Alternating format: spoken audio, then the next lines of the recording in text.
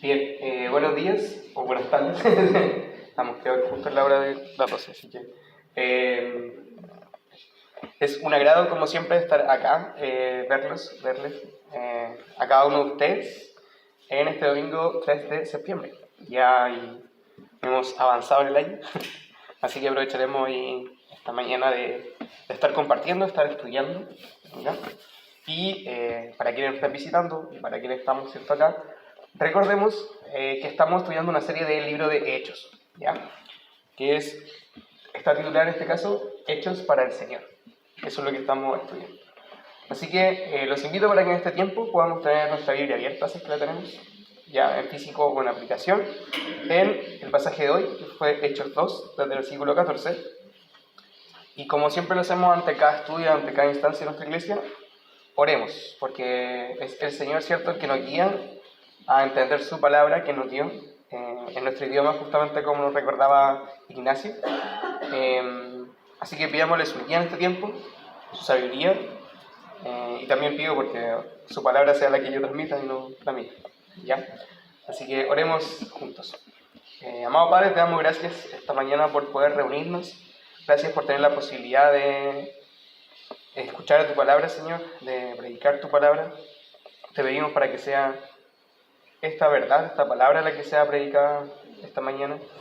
Te pedimos corazones y oídos atentos a escucharte, a ser desafiados, Señor, a recordar de tus promesas, de tus verdades.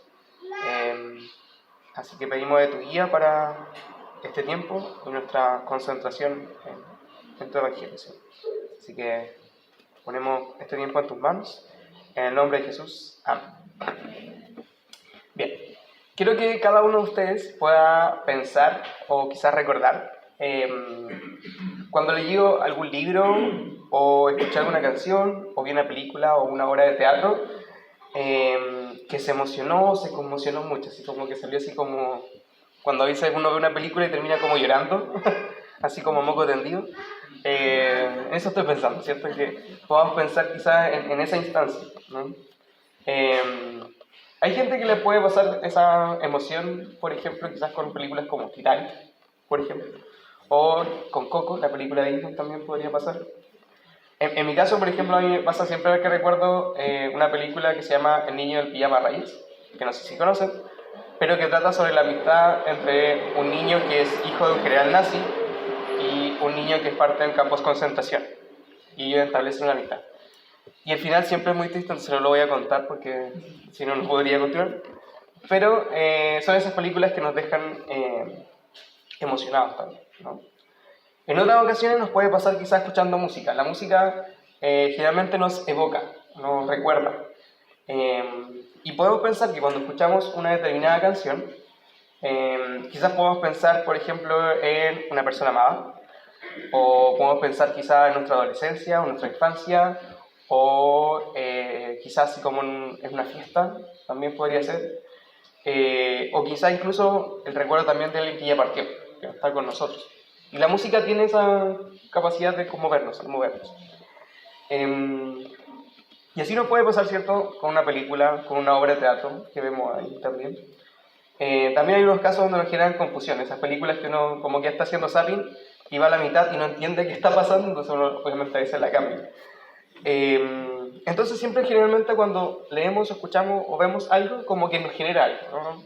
Tenía un profesor de literatura en el colegio que nos decía que si un libro no nos generaba reflexión ni emoción, era un libro muy malo, porque tenía que generarnos algo cuando estuviéramos viendo o leyendo, ¿no? Ahora quizás te estés preguntando qué relación puede tener una película contemporánea con el libro de Hechos, ¿no?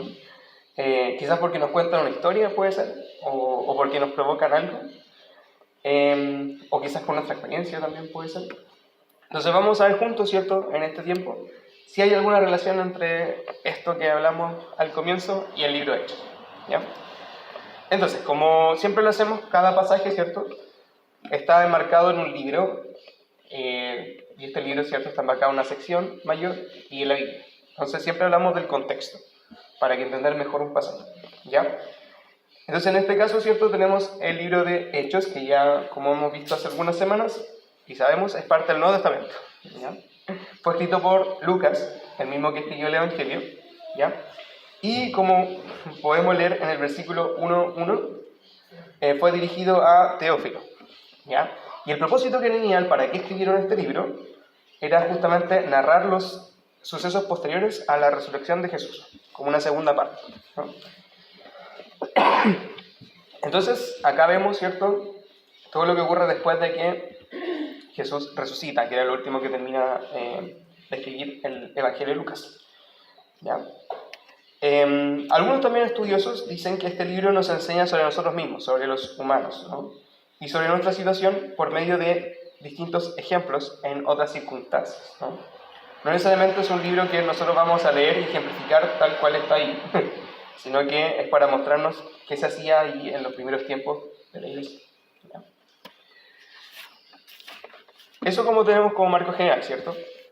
Ahora, si nos fijamos en el pasaje que leímos hoy, ¿cierto?, el contexto más cercano, inmediato, es el capítulo 2, ¿ya?, que era lo que estábamos estudiando la semana pasada con Pablo, donde se nos narra, ¿cierto?, Pentecostés o la llegada del Espíritu Santo, ¿cierto?, sobre los apóstoles, la cual genera el asombro en otros judíos, que no entendían muy bien lo que pasaba, llegando incluso a pensar que estaban borrachos, ¿no? Así terminaba la sección anterior, el versículo 13, ¿ya?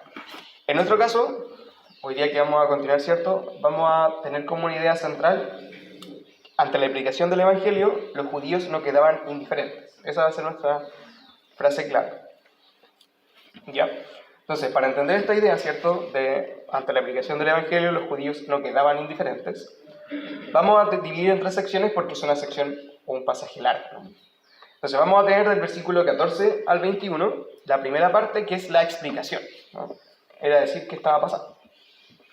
La segunda parte, del versículo 22 al 36, es el Evangelio. Y la tercera parte, del 37 al 40, es la respuesta o la reacción, ¿ya? Entonces vamos a ir revisando cada sección y luego vamos a estar viendo cómo se construye todo este relato, ¿ya? En esta primera sección, entonces, que es la explicación, vamos a fijarnos que hay una continuación, porque ustedes sabrán, ¿cierto?, que cuando escribió Lucas no escribió con capítulos seccionados, sino que nosotros hoy día tenemos como un subtítulo por secciones. Entonces le escribió un texto completo que se podía leer de corrido, ¿ya? Por eso esta sección comienza con la palabra entonces, ¿ya? Para lo cual vamos a tener que volver a lo anterior, ¿cierto?, que estábamos, como decíamos, ¿cierto?, en este episodio, donde los judíos estaban reunidos en un lugar, y pensaban, ¿cierto?, que estaban borrachos porque la gente podía entender lo que estaban hablando en su propia lengua, ¿ya? Entonces, frente a esto, ¿cierto?, comienza el relato y dice, entonces, ¿ya?, a partir de lo anterior, ¿verdad? Y vamos al versículo 14, donde se señala que Pedro, ¿cierto?, se puso de pie para explicarle a los oyentes qué era realmente lo que estaba ocurriendo en ese minuto, ¿no? Y les dice, tal como un discurso patriótico, le dice, compatriotas judíos y todos ustedes que están en Jerusalén, déjenme explicarles lo que sucede. Presten atención a lo que les voy a decir. Esto no es tan borracho como suponen ustedes. Apenas son las 9 de la mañana. O sea, era bien temprano cuando estaban ahí reunidos y pasó todo esto, ¿no? Entonces ahí estábamos en esta escena, imaginémonos ahí, ¿cierto?, una multitud de gente y Pedro hablándoles, ¿ya? Y seguido de esto, entonces, Pedro les reconoce y les muestra a la audiencia la llegada y el poder del Espíritu Santo, ¿ya? Lo cual les muestra a través de la Biblia. Recordemos, ¿cierto?, que como eran judíos, ellos tenían un conocimiento y un bagaje del Antiguo Testamento. Por lo tanto, lo que les iba a decir les iba a resonar, como que lo habían escuchado alguna vez, ¿ya? Haciendo referencias al profeta Joel. En este caso, ¿cierto?, específicamente a Joel 2, el capítulo al que hace alusión, ¿ya? Y dice, sucederá que en los últimos días, dice Dios, derramaré mi espíritu sobre todo ser humano. Los hijos y las hijas de ustedes profetizarán, tendrán visiones los jóvenes y sueños los ancianos. En esos días derramaré mi espíritu aún sobre mis siervos y mis siervas y profetizarán. Eso leemos en los versículos 17 y 18, ¿no? Y cuando Pedro está en ese momento, ¿cierto?, lo que hace es que se está cumpliendo esta profecía de Joel, ¿no? Pero Pedro no termina allí, solamente diciéndoles eso, sino que continúa su referencia a la profecía. Dice, arriba en el cielo y abajo en la tierra mostraré prodigios, sangre, fuego y nubes de humo. El sol se convertirá en tinieblas y la luna en sangre antes que llegue el día del Señor, día grande y esplendoroso. Y todo el que invoque el nombre del Señor será salvo.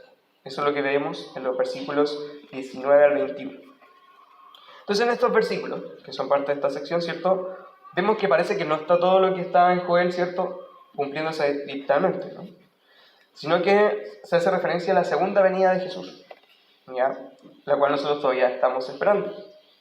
Pero debemos considerar, ¿cierto?, que en este contexto, según un comentario bíblico, se dice que Pedro en realidad les dijo todo esto porque él estaba viviendo y pensando que este momento, ¿cierto?, que estaba a punto de ocurrir, coincidía también con que pronto iba a venir el día del juicio y la segunda venida, ¿ya? Entonces, por eso puede ser que haya hecho referencia a toda esta sección de Joel, ¿ya? Y nosotros hoy todavía seguimos esperando lo mismo que Pedro estaba esperando en ese momento, ¿ya? Lo que sí tenemos claro es con lo que se cierra, ¿cierto?, el versículo 21, que dice: y todo el que invoque el nombre del Señor será salvo, ¿ya? Y nos recuerda algo, o una verdad muy maravillosa, ¿no?, que es que Dios nos escoge. No es que nosotros hagamos, o ellos hayan hecho, ¿cierto?, los judíos solamente por ser judíos iban a recibir al Señor, ¿no?, sino que Dios es quien escoge a su pueblo para adoptarlo como sus hijos, ¿no? Y lo que entendemos gracias al Espíritu Santo, hoy nosotros, ¿no? Quizás hacemos un salto largo, pero entender, ¿cierto?, que cuando dice que el que invoque el nombre del Señor es porque la persona, ¿cierto?, que cree. Y si alguien cree en Dios, es gracias al Espíritu Santo. Entonces está todo ahí funcionando, ¿no? Frente a esto, entonces, nos queda preguntarnos en esta primera sección: ¿estamos conscientes del poder y la soberanía del Espíritu Santo hoy? De que en nuestras vidas también tenemos al Espíritu Santo, cada uno de nosotros, ¿no? ¿Entendemos el Espíritu Santo como una guía? ¿O quizás todavía lo pensamos como esta figura de la llama que está sobre cada uno? ¿Y reconocemos que el Espíritu Santo es parte de un Dios trino? También es una buena pregunta, ¿no? A veces quizás es un poco difícil entender estas cosas. Pero es un desafío, ¿cierto?, y un recordatorio para nosotros el saber que el Espíritu Santo ha venido, ¿no?, y que está en cada uno de nosotros también. Y el Espíritu Santo es el que nos ayuda a arrepentirnos, a orar, a leer la Biblia, por medio de la fe que Dios nos da a través de él, ¿no? Por eso esta sección la llamamos la explicación. Pues nos da a entender, ¿cierto?, que esto que ocurrió, ¿cierto?, a los judíos no era solamente para ellos, sino que estaba presentándose, ¿cierto?, la llegada del Espíritu Santo, y que esto también era parte del plan de Dios, ¿no?, que ya lo había escrito Joel antes de que ocurriera, ¿ya? Esa es la primera sección, entonces tenemos la explicación. Vamos a la segunda sección, que es el Evangelio, versículos 22 a 36, ¿ya? Pedro todavía no había terminado de hablar, de dar su discurso, entonces acá vemos que todavía continúa su discurso, ¿no? Y va a pasar de esta referencia que ellos conocían, antigua, ¿cierto?, del profeta Joel, a un contexto más cercano, para la gente que está en el lugar, ¿cierto? Los hechos de la vida de Jesús, su muerte y resurrección, ¿ya? Así entonces, si vemos y leemos el versículo 22, Pedro dice, ¿cierto? Pueblo de Israel, escuchen esto. Jesús de Nazaret fue un hombre acreditado por Dios ante ustedes con milagros, señales y prodigios, los cuales realizó Dios entre ustedes por medio de él, como bien lo saben, ¿ya? Acá vemos varios elementos. Primero, ¿cierto?, que Pedro interpela a la audiencia, le dirige, ¿cierto? Le dice, pueblo de Israel, ustedes son los que tienen que escuchar, ¿no? Y luego les recuerda que Jesús, ¿cierto?, les muestra un poco como lo que ellos creían, quizás, como un humano, porque si se fijan dice un hombre acreditado por Dios, ¿no? Y eso quizás nos puede causar extrañeza a nosotros hoy leyendo. Pero tenemos que recordar, ¿cierto?, que Jesús no solamente fue humano, sino también que era el Hijo de Dios y era parte, ¿cierto?, del Dios Trino. Por lo tanto, tenía, ¿cierto?, el poder de realizar milagros, señales y prodigios mediante el poder de Dios, ¿ya?, como parte de la Trinidad. Entonces les muestra eso, les dice así como: Jesús, este que está acá, ¿cierto? Que hace poco estaba acá con nosotros. Lo sitúa, ¿ya? Por ello después continúa diciendo, este fue entregado según el determinado propósito y el previo conocimiento de Dios, y por medio de gente malvada ustedes lo mataron, clavándolo en la cruz. Sin embargo, Dios lo resucitó, librándolo de las angustias de la muerte, porque era imposible que la muerte lo mantuviera bajo su dominio. ¿Ya? Probablemente, volviendo ¿cierto? A nuestro contexto original, estas palabras podían resonar en las personas no solamente, ¿cierto?, en los que estaban allí, sino también pensando en Teófilo, que era el que les pidieron esta carta. ¿Ya? ¿Por qué? Porque esto que les contaba, ¿cierto?, ahí es parecido o nos sonaba, ¿cierto?, a lo que leímos en Lucas, al Evangelio de Lucas, que es lo que podemos encontrar en el capítulo 24. ¿Ya? ¿En qué le escenario el capítulo 24? Que lo leímos ahí, ¿cierto? Era cuando las mujeres fueron al sepulcro, ¿cierto?, en busca del cuerpo de Jesús para hacer una limpieza, y se encuentran con estas figuras humanas resplandecientes, que al parecer podríamos decir, ¿cierto?, eran ángeles enviados del Señor, y le recuerdan y le dicen, ¿por qué ustedes, o por qué buscan ustedes entre los muertos al que vive? No está aquí, ha resucitado. Recuerden lo que dijo cuando todavía estaba con ustedes en Galilea. El Hijo del Hombre tiene que ser entregado en manos de hombres pecadores y crucificado, pero el tercer día resucitará. Así entonces vemos dos cosas. Por un lado, que Lucas articuló muy bien su narración, porque siempre hace referencias también a su libro. Entonces, si alguien leyó Lucas 24, ¿cierto?, esto le va a parecer quizá evidente. Y además, ¿cierto?, vemos que la gente, que Jesús ya había declarado, ¿cierto?, todo lo que había pasado, ¿no?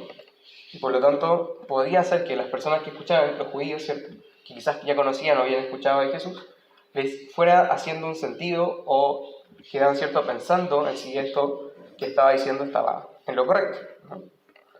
Ahora, algo interesante que vemos acá también es que se realza la figura de Jesús como Hijo de Dios, ¿ya? Porque vemos después, en esta misma sección del discurso de Pedro, que hay varias referencias a salmos, ¿ya? Ahí parte referencia al Salmo 16, al 110 y parte del 132, ¿ya? Donde también se nos hace referencia a David, ¿ya? Así entonces, si continuamos leyendo, en el versículo 25, vamos a fijarnos que la referencia a esa sección es el Salmo 16, ¿ya?, en el que se muestra la resurrección, este elemento que ya estaba mencionado antes. Dice, veía yo al Señor siempre delante de mí, porque Él está a mi derecha, nada me hará caer. No dejarás que mi vida termine con los dominios de la muerte, no permitirás que tu santo sufra corrupción. Me has dado a conocer los caminos de la vida, me llenarás de alegría en tu presencia, ¿no?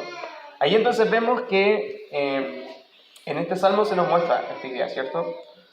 Porque dice, no es que mi vida termine en los dominios de la muerte, o sea, se sabe, ¿cierto?, de que no culmina ahí, ¿no? Y después que estará en su presencia, ¿cierto? Me llenará de alegría tu presencia. Ahí entonces tenemos esta figura importante de la resurrección, que era quizás lo que más podía, pues, como ser susceptible, ¿cierto?, a cuestionarse, la gente. Y luego, Pedro, ¿cierto?, nos va a mostrar que ese elemento de la resurrección es lo que distingue a un rey como David de un rey como Cristo, ¿ya?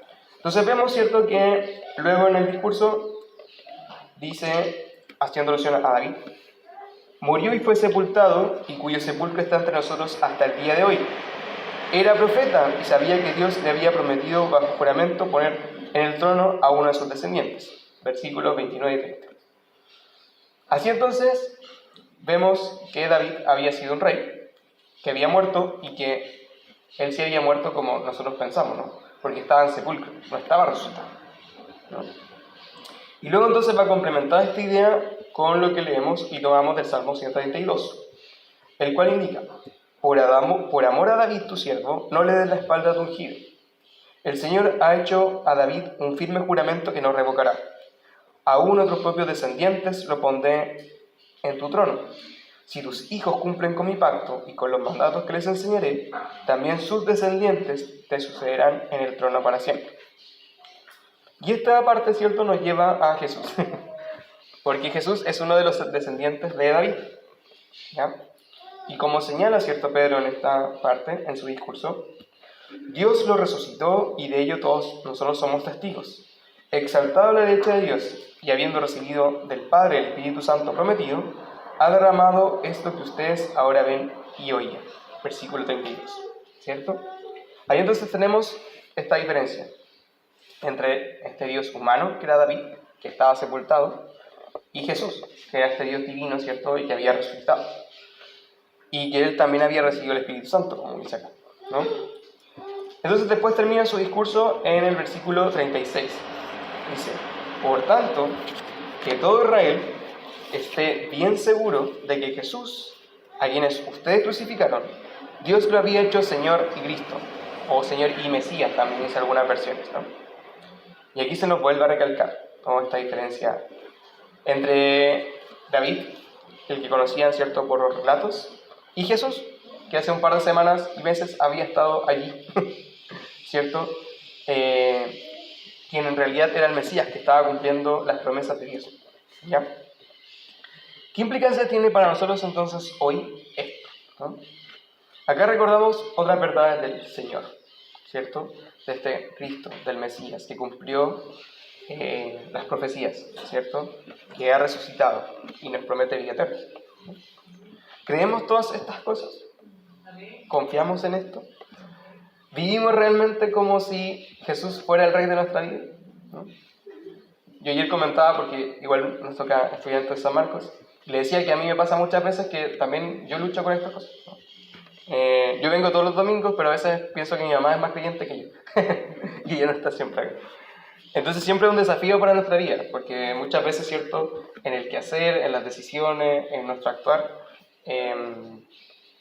parece que nosotros queremos tomar las riendas de nuestro camino y no dejar, o nos olvidamos, ¿cierto?, de que en realidad Dios nos vuelve al camino y nos lleva a donde Él quiere que nos lleve, ¿cierto?, porque es su plan, ¿ya? Vamos a la última sección, a la tercera parte, ¿cierto?, la respuesta a la reacción, que va de los versículos 37 al 40. Esta última sección, ¿cierto?, la llamamos la reacción porque justamente vemos lo que ocurrió en los oyentes, ¿cierto?, estos judíos que estaban ahí, luego de que escucharan este discurso de Pedro, ¿ya?, que lo que hace, ¿cierto?, es mostrarles el Evangelio de Jesús y el cumplimiento de las profecías. Así entonces leemos en el versículo 37. Cuando oyeron esto, todos se sintieron profundamente conmovidos y dijeron a Pedro y otros apóstoles, hermanos, ¿qué debemos hacer? ¿No? Acá esta pregunta nos da un aspecto clave. La audiencia, ¿cierto?, los judíos que estaban allí, demuestran que todo lo que escucharon, algo les provocó, ¿cierto?, los conmociona, ¿ya?, al entender que Cristo había venido y había cumplido las profecías del Señor, porque era el Hijo de Dios, y que vino en rescate de sus vidas. Quizás también podríamos leer que esto fue también por la ayuda del Espíritu Santo, que había bajado justamente en ese minuto, ¿no?, y que nos mueve a que, o mueve en este caso a los judíos, a reaccionar al Evangelio, ¿no? Entonces ahora tenemos este mensaje. ¿Qué hacemos?, se pregunta, ¿no? Y tienen una respuesta por parte de los apóstoles. Arrepiéntanse y bautícese cada uno de ustedes en el nombre de Jesucristo para perdón de sus pecados y recibirán el don del Espíritu Santo. En efecto, la promesa es para ustedes, para sus hijos y para todos los que están lejos, o los extranjeros, también dice algunas versiones. Es decir, para todos aquellos a quienes el Señor, nuestro Dios, llame. Y acá tenemos varios elementos que volvemos a recordar, ¿cierto? Reconocemos primero que el arrepentimiento nos lleva a... Perdón, el Evangelio nos lleva al arrepentimiento. Ahí sí. Y el arrepentimiento, ¿cierto?, nos lleva a el perdón de los pecados, ¿sí? Eso es como que está ahí enlazado, ¿ya? Y luego también se nos menciona el tema del bautismo, que es un sacramento que hasta hoy, ¿cierto?, nosotros hacemos, que fue instituido por Cristo, Él mismo lo hizo, ¿verdad? Y en el cual reconocemos parte, ¿cierto?, de nuestra naturaleza pecaminosa y la necesidad de un Salvador, ¿sí? El bautismo es un poco mostrar eso, ¿ya? Ahora entonces, todas estas cosas que les piden, ¿cierto?, que parece tan simples como arrepiéntase para el perdón de los pecados, bautícese, ¿cierto?, y recibirá el don del Espíritu, ¿ya? no es porque ellos hayan hecho algo, no era porque ellos eran expertos en la Biblia, ¿no? Sino era justamente porque el Espíritu Santo, el mismo que veíamos, ¿cierto?, al comienzo, el que recibimos y nos guía, ese es el que mueve todo esto, ¿no? Nos mueve al arrepentimiento, al bautismo y a la fe en Jesús. ¿Por qué? Porque Dios nos ha llamado a aquello, ¿no? Y ahí vuelve esta idea, ¿cierto? Para todos aquellos a quienes el Señor, nuestro Señor, llame, ¿no? Entonces no tenemos como mucha escapatoria, porque Él ya lo hizo, ¿no? Y cierra esta parte, ¿cierto?, Pedro, declarando: sálvense de esta generación perversa. Y parecía ser que esa frase podríamos todavía leerla hoy con mucha actualidad, ¿no? Porque nuestra naturaleza, ¿cierto?, humana, pecaminosa, nos lleva a engañarnos y creer que somos dueños de nuestra vida. Y a veces decimos cosas, o hacemos cosas, o pensamos incluso, cosas que no agradan al Señor. Entonces, frente a esto, pensemos nosotros. ¿Se acuerdan cada uno de ustedes cuál fue su reacción primera al escuchar el Evangelio? ¿Qué pensamos hoy sobre esto? ¿Confiamos en este mensaje? ¿Predicamos y compartimos de esto a otras personas? Eso es con la pregunta. Entonces vamos a ir cerrando e ir uniendo estos puntos, ¿cierto?, que hemos visto. Tenemos al principio, ¿cierto?, esta imagen de un libro o una película que nos genera mucha emoción o mucha conmoción, ¿no? Y pareciera ser que lo que nos dice esta palabra es que lo que en realidad debería generar eso es el Evangelio, ¿no?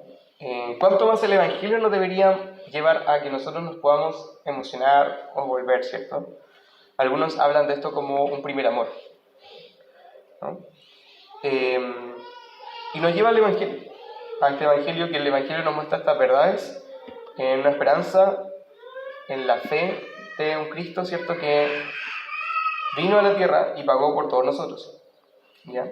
Y confiamos en eso gracias al Espíritu Santo, que nos envió Dios, porque Él ya nos seleccionó de antemano. Y eso nos debería llevar a movernos, ¿no? Porque tenemos siempre dos reacciones. Si nos vemos una película, escuchamos una canción, nos podemos quedar solamente en la emoción del momento, ¿no? O a veces también nos pasa que nos quedamos pensando, como que hay varios días así como de que nos quedamos pensando qué era lo que nos decía este mensaje de la película o del libro. Entonces, ¿cuánto más debería hacer eso a nosotros, ¿cierto?, a movernos el Evangelio, ¿verdad? Y el Evangelio, como vemos acá también, nos mueve a la acción, al servicio, ¿no? Cuando participamos y nos comprometemos en una iglesia, ¿cierto?, el servicio no es solamente como si fuera como una tarea tediosa que tenemos que hacer porque estamos aquí y alguien tiene que hacerlo, ¿no?, sino que es una consecuencia del creer en Dios y del amor a la iglesia también, ¿no? Nos lleva a una acción. Acá los judíos, ¿cierto?, tenían una acción, tenían que hacer algo. Y ellos preguntaron: ¿qué tenemos que hacer?, ¿no? Entonces nosotros también tenemos esa tarea, ¿cierto?, de seguir en este quehacer, ¿no?, en el día a día, en la participación de la iglesia, en el llevar a otros de la palabra, que a veces es difícil, porque o no estamos confiando tanto, o estamos esperando como estar así como al 100% capacitados, y a veces en realidad podemos decir que no. Por ejemplo, imagínense, Pedro, hace algunos capítulos, meses atrás, veíamos que traicionaba a Jesús, ¿cierto? Lo olvidaba, lo rechazaba, y ahora se manda todo un discurso a los judíos en medio del lugar, y la misma persona, la misma persona que dijo: no, ¿cierto?, yo no te voy a traicionar, y lo traiciona. Pero fue el mismo que, iluminado también, fue el que reconoció que Jesús era en realidad el Cristo. Entonces muchas veces Dios, ¿cierto?, actúa en nuestras vidas de formas impensadas, ¿no? A veces uno dice: ¿cómo yo dije esto? ¿En qué minuto, no? Y no es porque seamos nosotros, sino porque es el Espíritu Santo el que nos mueve a actuar, ¿no? Y eso también nos lleva a que si tenemos el Espíritu Santo en nuestra vida, ¿cierto?, nuestra identidad, nuestro quehacer, nuestra polera, ¿cierto?, tendría que ser nuestra identidad en Cristo, porque Él nos ha seleccionado, ¿cierto?, nos marcó. Cuando recibimos el Espíritu Santo es como que Dios nos marcó y nos dijo: ahora ya eres parte de este grupo, ¿cierto? Y es lo mismo que decíamos antes, que nos lleva a actuar. Cuando a veces no queremos leer, le pedimos al Espíritu Santo por oración y podemos leer. E incluso es muy chistoso que cuando queremos orar más, tenemos que orar para pedir eso. Y no es porque nosotros queramos, o porque tenemos que cumplir cierto listado de tareas, o porque tengo una alarma que me recuerda que tengo que orar, sino porque nos mueve esto, el Espíritu Santo. Tal como movió que ocurriera todo eso, ¿cierto? Y que Pedro pudiera explicarle a la gente lo que pasaba, así también nos mueve a nosotros. Entonces tenemos hartas verdades, hartos desafíos que sacamos en esta sección grupal, ¿cierto? Y deberíamos siempre recordar esto, de que tenemos un libro, un mensaje que es muy poderoso, y a veces como que no nos damos cuenta de que es tan poderoso, y que lo tenemos en nuestro idioma, ¿cierto? Para poder conocerlo, para poder buscarlo, y que incluso si hoy entendemos de este mensaje, no es porque somos las personas más inteligentes o tenemos superpoderes, sino que es porque Dios nos permite entender su palabra y escucharla. Así que oremos en agradecimiento de esta verdad, de poder recordar esto, y también a movernos, a accionarnos, ¿ya? Es un desafío, nuestra vida siempre es así. No es como que vamos a salir ahora sí todos de aquí y vamos a ponernos en la plaza o vamos a cruzar a predicar, ¿no? Pero sí nuestra vida, ¿cierto? Nuestro quehacer debería siempre llevarnos a eso porque tenemos estas verdades, ¿ya? Oremos entonces, para finalizar. Amado Padre, te damos gracias esta mañana porque tú nos permites escuchar tu palabra. Tú nos permites, ¿cierto? Gracias al Espíritu Santo que tú enviaste a nuestras vidas, a estar acá, a que podemos dedicar este tiempo, porque sabemos de que muchas veces el mundo nos presenta otras posibilidades, otros placeres, Señor. Podríamos quizás estar en otro lugar esta mañana, pero estamos aquí, reunidos porque tú nos traes, tú nos mueves a escucharte, a buscarte. Y ayúdanos, Padre, a que en nuestra vida podamos estar escuchando tu mensaje, a que podamos recordarlo, a que podamos compartirlo, no por nosotros, sino por el poder del Espíritu Santo, confiando en Él. Señor, te damos gracias porque tú nos has dado la fe en ti, para poder escucharte, para poder buscarte. Y te pedimos que en nuestro servicio, en nuestra vida, tanto en la iglesia como en nuestra familia, en nuestro trabajo, muestren un poco de ti, Señor. A veces es difícil porque nosotros queremos reemplazarte, pero pese a todo eso, nuestra vida, nuestra experiencia nos dice que eres tú en realidad quien nos toma y nos devuelve el camino, porque somos parte de tu plan siempre. Ayúdanos, Padre, a recordar de esto, de estas verdades, a confiar en esto, y que este mensaje que escuchamos hoy también nos dé seguridad, nos dé confianza, Señor, en que el Espíritu es quien obra en nuestras vidas y Él obra también en quienes escuchan de tu mensaje. Así que ayúdanos, Padre, a recordar de esto, de la misión, de que nuestra vida, ¿cierto?, a que somos hechos para ti, lo recordemos en nuestro día a día. Te damos gracias y te pedimos todo esto en el nombre de Jesús. Amén.